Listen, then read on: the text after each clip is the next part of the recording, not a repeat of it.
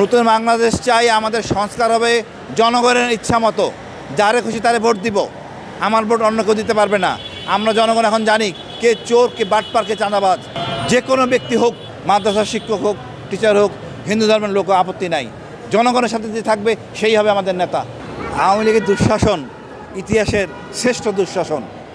15টা বছর আমাদের জনগণকে জিম্মি করে আমাদেরকে শেষ করছে। আমরা দেখেন স্বাধীনতার পর থেকে অনেক নির্বাচন হয়েছে, এই কৃষকের কি উন্নতি হয়েছে, রিকশাওয়ালার কি উন্নতি হয়েছে, যারা আজকে বিদেশে গেছে সূর্য সন্তান, সরকার কি অবদান? কোনো অবদান নাই। আমাদের জনগণই আমাদের তার কাঙ্ক্ষিত লক্ষ্যে পড়ছে, তার চেষ্টা।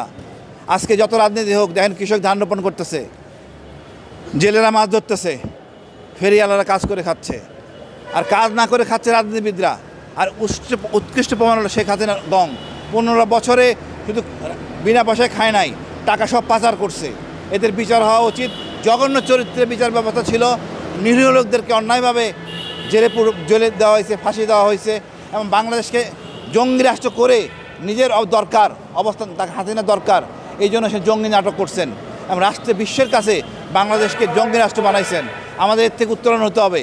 হাসিনার দুঃশাসন থেকে যেভাবে উত্তরণ হলাম, বাংলাদেশের জঙ্গি রাষ্ট্র থেকে আমরা উত্তরণ হতে চাই। এই জন্য কমিশন করা হবে। আমরা দাবি করব ইনশাআল্লাহ, যাতে আমরা স্বাধীন দেশে শান্তিপূর্ণ বসবাস করতে পারি।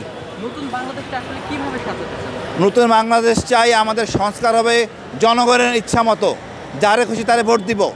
আমার ভোট অন্য কেউ দিতে পারবে না। আমরা জনগণ এখন জানি কে চোর, কে বাটপার, কে চাঁদাবাজ। আমি আমার মতো ভোট দিব।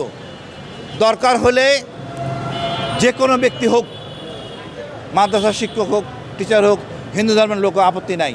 জনগণের সাথে যে থাকবে সেই হবে আমাদের নেতা।